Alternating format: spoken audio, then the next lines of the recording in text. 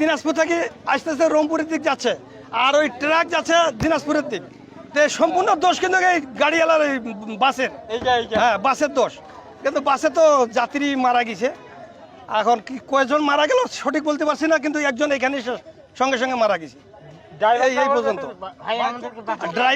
ড্রাইভারের অবস্থা খুব খারাপ, ড্রাইভারের পা ভাঙে গেছে এই দেখলাম।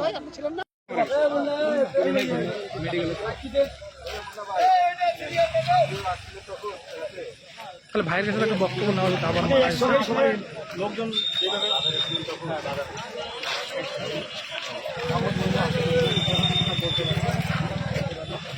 ভাই সরত রায় বাবু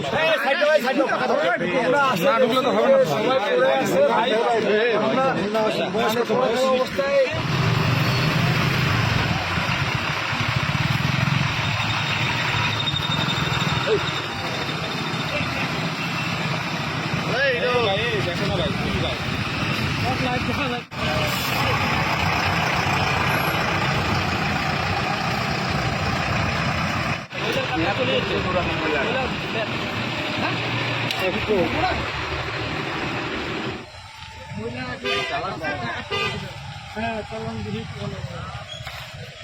অত্যাচার হয়, মারেন নালিশ করে।